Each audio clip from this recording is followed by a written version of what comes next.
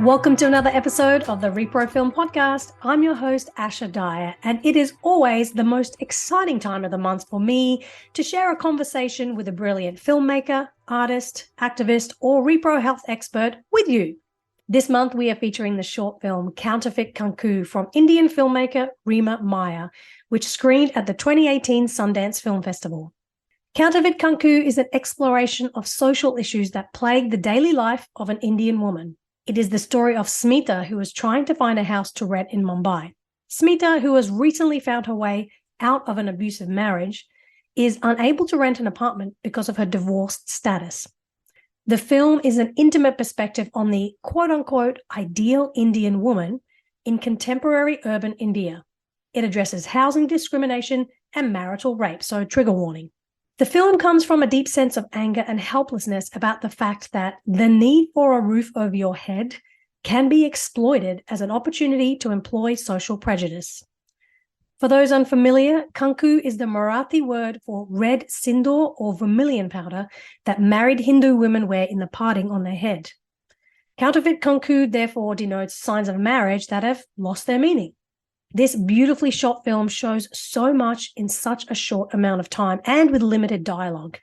It is a reminder that what goes unsaid in society often speaks the loudest, and in this case, it is stereotypes, social expectations, and cultural norms that for too long go unchallenged. You may be wondering what this all has to do with reproductive issues. Well, everything actually. In fact, we are always trying to find ways to underscore that reproductive issues are intersectional, meaning they don't just sit in a silo or category by themselves. A person's reproductive decisions are often informed by their living situation, their income status, their geographical location, their age, their employment status, whether they have a support system around them or not, and how the laws where they live impact their everyday lives. In the beginning of the film, we see Smita at a clinic getting an abortion, but that is only one aspect of her story. So I wanted to ask Reema about all of this, as well as talk about the rest of her work through the company she started called Catnip Productions, and how filmmaking first grabbed a hold of her as a child. While most children went on family vacations, Reema spent her summer breaks attending screenwriting and directing workshops. From films and music videos to commercials, she has tried her hand at everything. Reema received 16 awards for her first short film at the age of 21, and today her career is nothing short of inspiring to watch, as I've been doing via Instagram research. Her clients include Puma, Netflix, H&M, and many more, alongside the numerous film projects she is working on, the most recent of which just screened at the 2023 Sundance Film Festival. No big deal.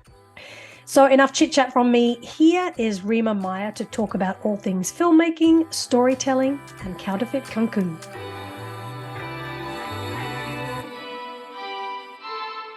Reema, thank you so much for joining me on the podcast today. And I'd love to start off by learning how, first of all, before we talk about the film, how you got into the film industry. Can you talk about your ambition, especially as a young girl? I love this story. Tell us all about it. Well, I come from a pretty unique background in that both my parents are born and raised in the slums of Bombay, and they still live there when I was born. And very, like, even as a kid, as a young girl, I would find myself feeling very emotionally overwhelmed by just like social political things that were happening in the world, even if they didn't have a direct impact on my life. And I used to think, most people don't even think twice about these things. Why do I get so emotionally overwhelmed about it?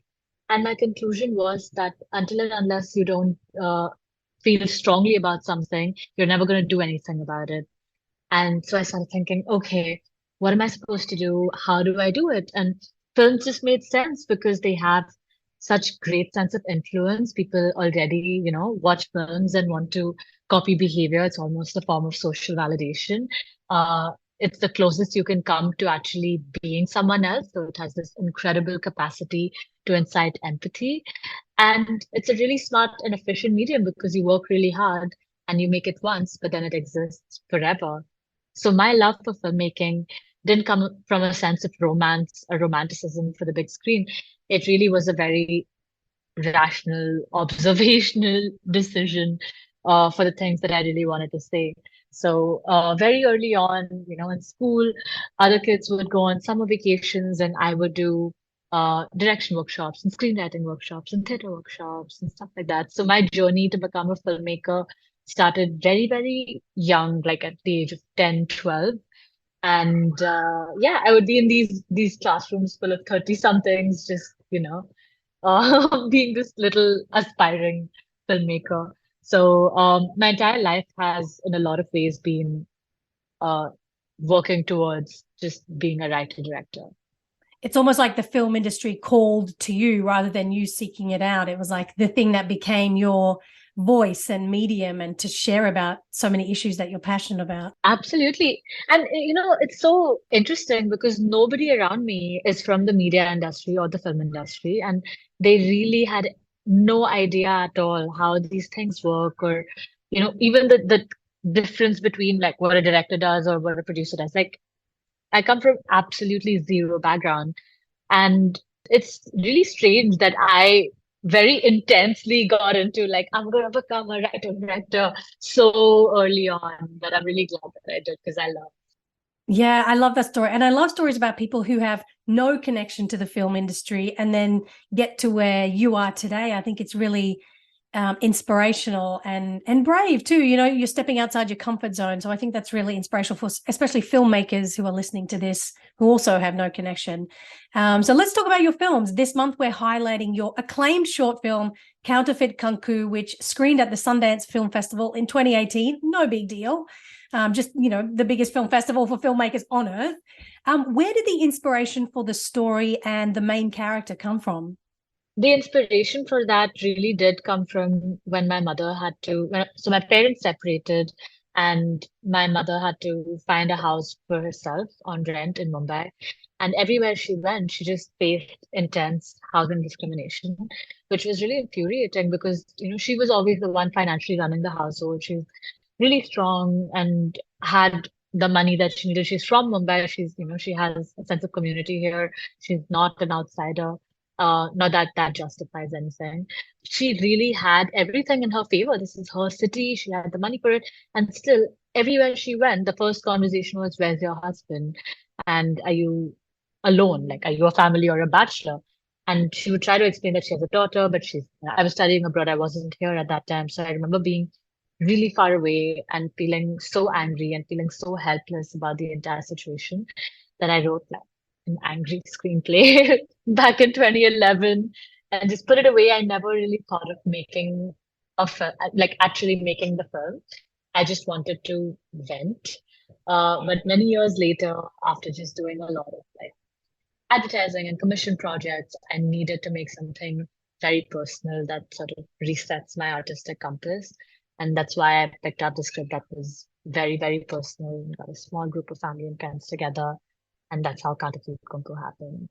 And has your mom seen the film? What has been her My mom is reaction? the producer of the film, Oh, and beautiful. she's an absolute badass, and she's the reason we had access to the spaces that we did. We had access to the characters, the actors that we did.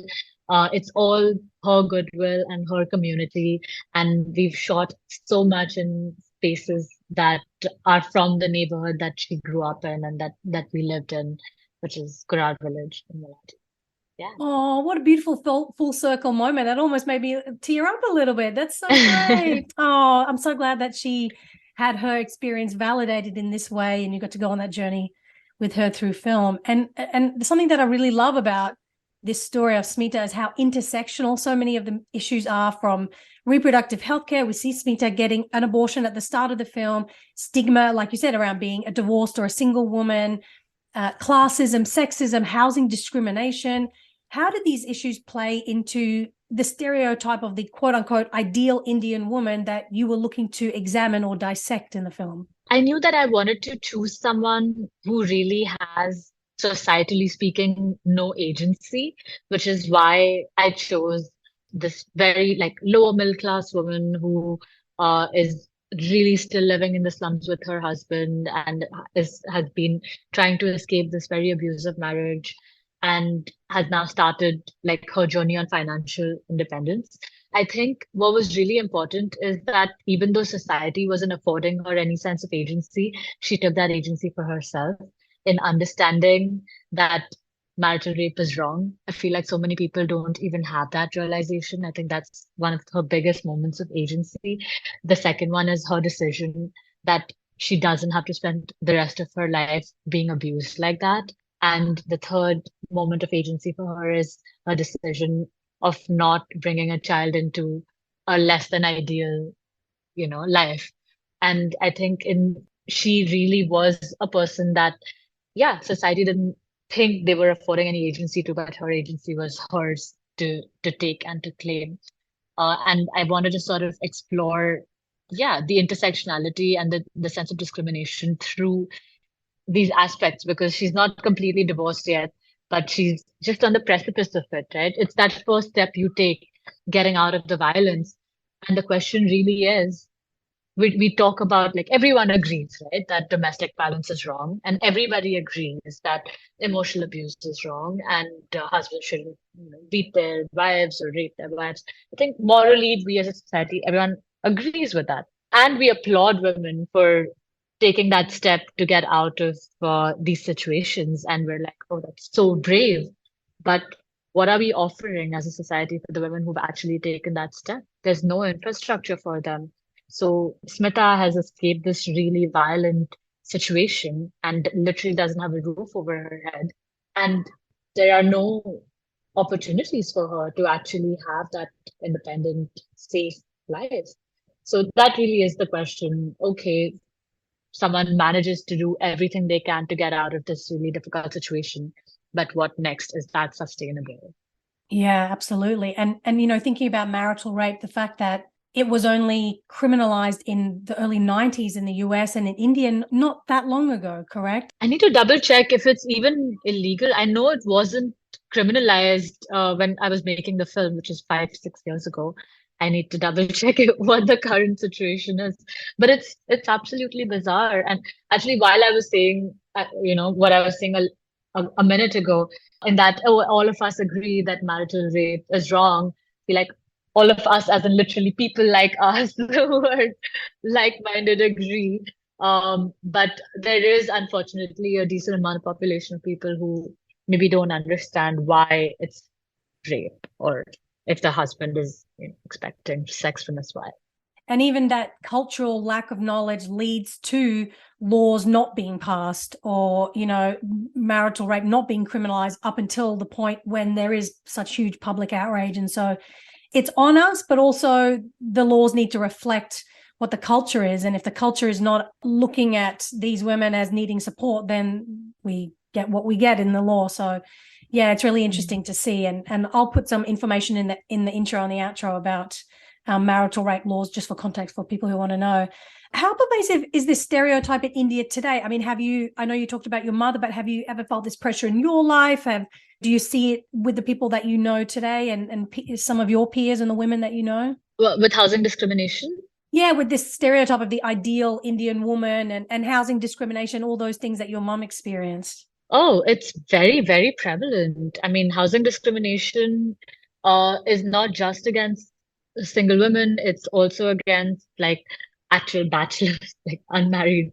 Basically, anyone who's not a family finds it really hard to find a house, especially single women. A lot of people from minority religions find it really hard to find a house. There are entire neighborhoods where you won't find a house if you eat non-vegetarian food. It's yeah, it becomes very, very prescriptive, and the moral policing is pretty intense, I would say. So that's to do with housing discrimination. But the idea of the ideal Indian woman, I think there's two parts to it. There are certain sections of society that are a little bit more conservative, where it's very on the nose, and a lot of the other side of it is a lot of internalized conditioning.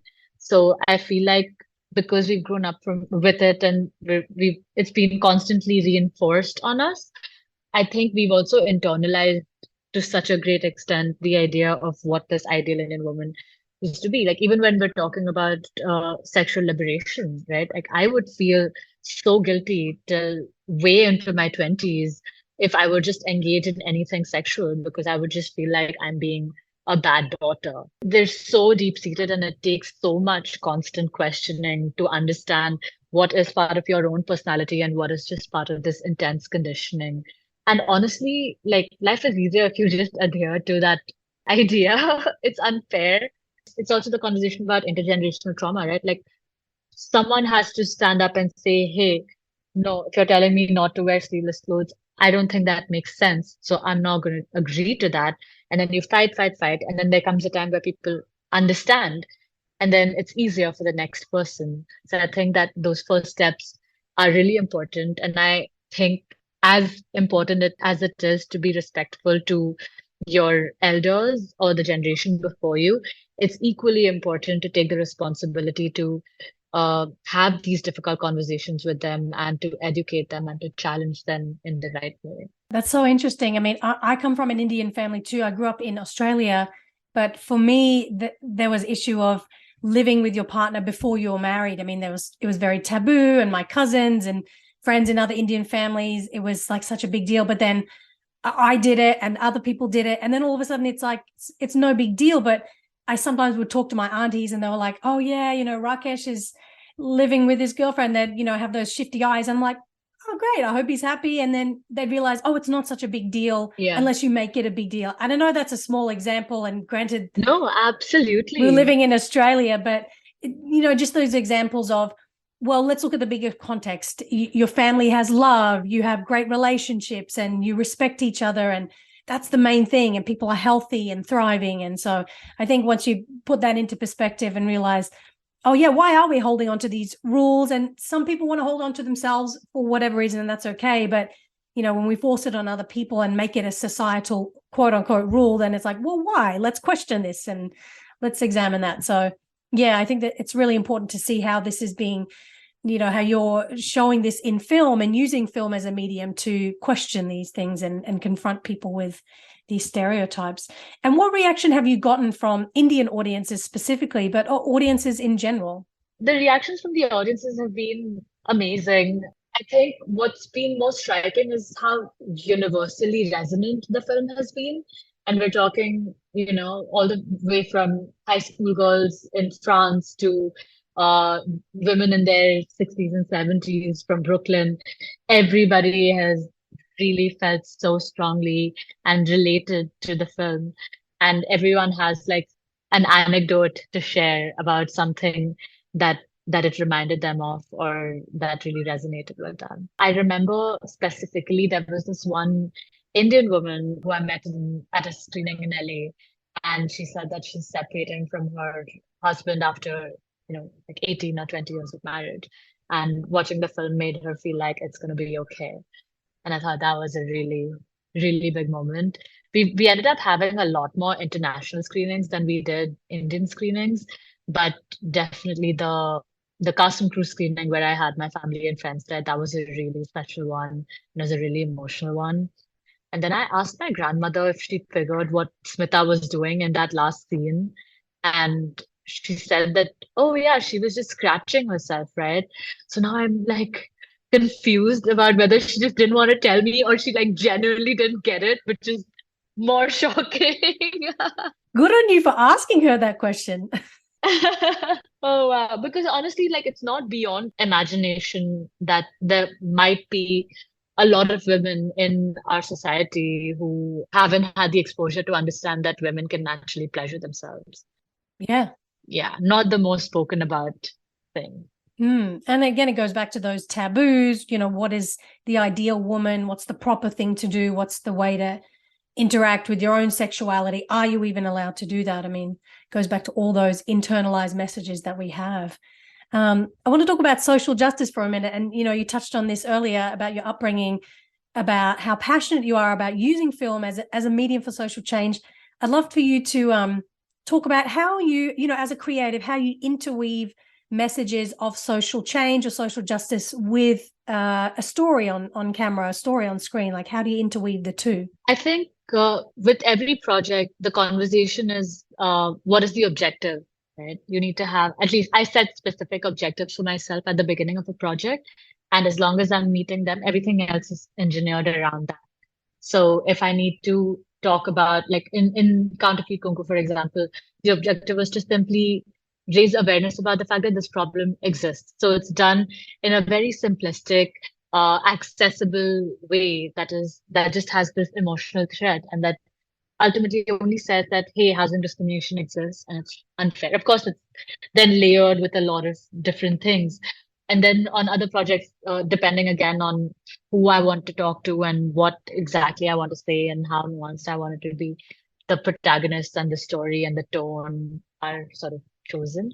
A really important rule that I personally follow is that if you're getting so many people together to work really hard and create something, you might as well say something important and significant through it, and respect your audience so that it entertains and impacts them. So you're not just preaching.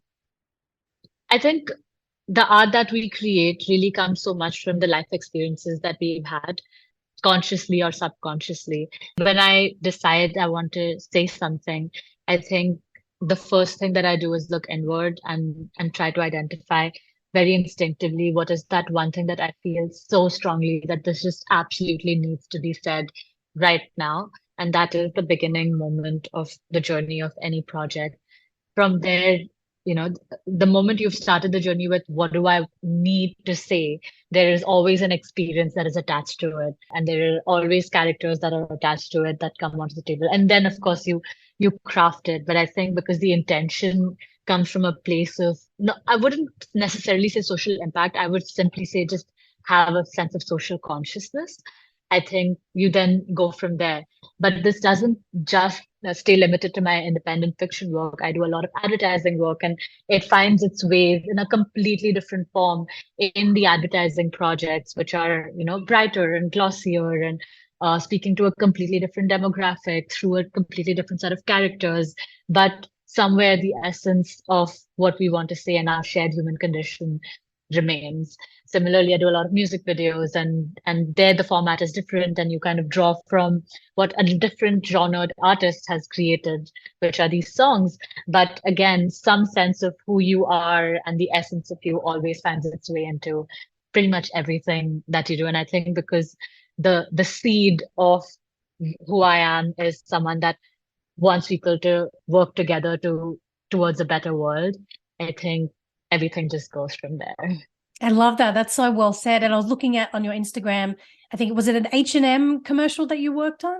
Yeah, and all the characters and the different scenarios and in the different rooms in the house and everything that they're saying. And there was just such a sense of joy and love and togetherness. And yeah, I think I was just thinking of that as you were mentioning that. So Yeah, that was such a fun project, and it was based on a poem that I wrote called Hope, and just it was just an exploration of. oh, you wrote and you narrated it, right? Yes, and I narrated it. They were really sweet. They were like, I did the scratch version, and I think they were just like, oh, just let's not get it recorded. Yeah. That's beautiful. Yeah, we'll have to link to that in the show notes because it's a really great example of some of the other types of work that you're doing today. And speaking of words, I'd love to talk about the title for a second, Counterfeit Kunkoo. Can you explain how you came up with it, what it means, and how it wasn't the original title that you chose, right? Yeah, I am so bad at naming my films. I've had some really terrible, terrible titles, and I feel like that's the one thing I find so difficult to do, and I end up spending way too much time being extremely indecisive about the title that the film's going to have. But Counterfeit Kunkoo, Kunkoo means kumkum. It's the red vermilion powder that married Hindu women wear in the parting of their hair. It signifies that they're married. So in Marathi, it's called Kunkoo, which is, so Smita in the film is Maharashtrian, and counterfeit because it's fake. And the title really speaks about fake symbols of societal institutions that you need to sort of display as an ID card to just get through the basic necessities of life. I had some help from friends. I remember sort of doing these focus group sessions with a bunch of different friends, just throwing my long list of names at them and seeing what sticks. And I think it was through one of these jam sessions with a couple of fellow filmmakers that they sort of pushed me and said, no, it has to be more, it has to be more. And I think that's how we arrived at Counterfeit Kunkoo. I mean, it's a lot of pressure, a title, because it's going to have all this meaning and you want it to, have all this symbolism, but it's just such a perfect indicator of not only the physical powder that the married women wear, but also all the symbols and all the issues that you're talking about. So I think it's really brilliant. And I've been watching social media clips of you and actress Kani Kusrati and doing interviews, and something that I love that you spoke about in interview was that she didn't speak a word of Hindi or Marathi before doing this film. So how did you work around the language barrier in preparing to shoot, and how did you choose her? And Kani is absolutely incredible. It was a common friend and filmmaker Anand Gandhi who recommended that I should definitely meet her. So I met her for coffee for the first time, and I wanted to talk to her about the script. And within the first 2 minutes, she told me that she doesn't speak Hindi, like let alone Marathi, that she doesn't understand Hindi at all. And I sort of didn't even bring the film up to her, and we just generally caught up. But I went back home and I couldn't stop seeing her as Smita's face. I was just like, we had just become imprinted onto that character. And I mean, of course, she has this really striking face and she's incredibly, incredibly talented. So I think I hit her up again. I said, hey, there's this film, and I think I counted the number of lines Smita has, and it was like 7 lines or something. Really not that many. So I said, okay, it's these many lines, and should we do it? And she was amazing. So she understands phonetics really well. So I would say the lines and she would sort of emulate it after me. She did. Yeah. There was just this one scene where it was like a one shot, one take of her just reacting to something that someone was saying off screen. And yeah, I think we got it in like 2 takes. She's on.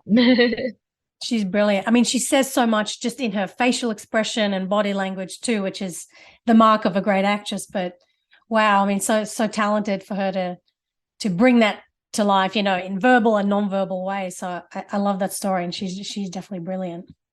I got so lucky. I'm really lucky that she agreed to be a part of this project. Yeah, she's amazing. And what do you hope audiences, especially our Repro Film audiences and listeners, will love most or think about after watching Counterfeit Kunkoo, and people who have never seen it before and are going to watch it for the first time? Wow, that's a really interesting question. Usually I go into screenings with zero expectations of how the audience will react because it's such a subjective experience. And I think we've kept the film loose-ended enough for you to take from it what you want. But usually there are two things that I think that people feel really strongly about. One is the abortion sequence at the beginning and the marital rape aspect of it, so like the marriage and sexual agency aspect of it. The second is housing discrimination and how just absolutely ridiculous that idea is. I mean, how can you not find a house to rent if you have done nothing wrong and you have the funds to pay for it? And I would be really keen to see how people react to the last scene because I think that's a really special, special scene, and it is such a moment of joy and victory in the smallest way. It's the only victory she has, right? So I think I'm very curious to see how the audience reacts to those aspects. And I really hope that this film, in a small or a big way, ignites conversations about sexual agency and marital rape and what do you do once someone actually steps out of an abusive situation? What then? And how can we as a community provide better support at such a difficult time? Well, at the beginning, you spoke about how film has become a way for you to talk about issues that you care about. And, this film really sums that up so beautifully and just a microcosm of all the work that you're doing. So thank you for making this film and for sharing it with the world. I think it's really impactful and engaging as well as entertaining. So thank you so much. But before you go, can you tell us what you are working on right now and where can we continue following your projects and general life events that you want us to know about? Well, I have a new baby, not an actual baby, a new short film called Nocturnal Burger. And Nocturnal Burger had its world premiere at Sundance just now. Yay, congrats. That's amazing. Thank you. We're absolutely thrilled. So Nocturnal Burger is just starting out on its festival journey. We're going to some really exciting festivals next. It's been, yeah, great to sort of go back to these spaces after Counterfeit Kunkoo and just, it feels like, especially Sundance, I think really felt like homecoming, and they feel like family, and they've been such a big sense of support for me over these years, and like such great cheerleaders. So that's the big thing that is happening. I just dropped this big music video, this hip hop music video for this amazing artist called Divine, which is doing really well. And then there's like various long and short format projects that are always in the works. You can follow my work on my company Catnip's Vimeo page, and you can stay up to date with what I've been up to on Instagram. And my handle is Reema. Awesome, awesome. And you did something for Netflix in India recently. I saw some video clips on your Instagram. There's so much. So I actually have like three alter egos. I do a lot of work in the music space, do a lot of work in the advertising space with like big conceptual campaigns. I did one for Puma called Proper Lady that won the YouTube Works Best Long Form Storytelling Award a couple of years ago.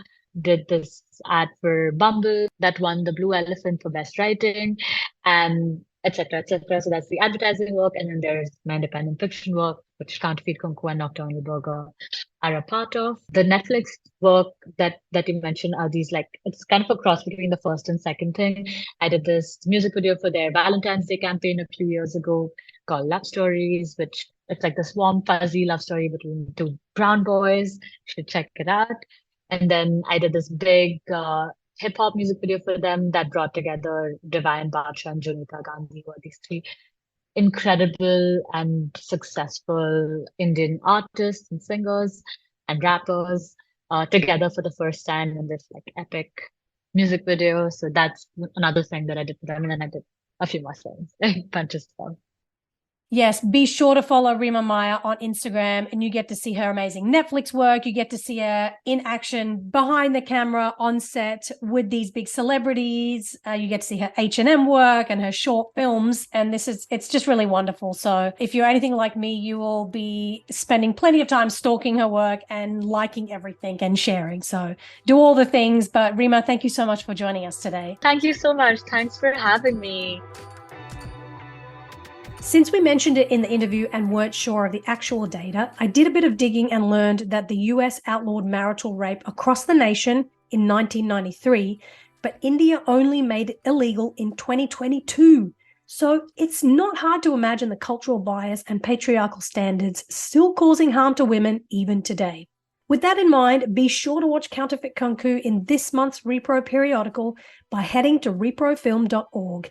And if you haven't already, sign up to the periodical while you're there to receive every episode of this podcast straight to your inbox every month. You can check out more of Reema's work by following her on Instagram at Reemsen, and check out more of the film at Counterfeit Kunkoo. Share this episode with a friend and help us spread the Repro Film message and mission. The Repro Film podcast is executive produced by Mama Film, hosted and produced by me, Asha Dahya, edited by Kylie Brown, with original music by Paris Jane and Maurice Anthony. The periodical is programmed by Neha Aziz and written by Emily Christensen. Alex Gambardi is our social media manager, and Rebecca Sosa is our distribution and impact strategist. You can find us on social media at ReproFilm on Instagram and at ReproFilmFest on Twitter. I look forward to bringing you our next conversation next month. Bye for now.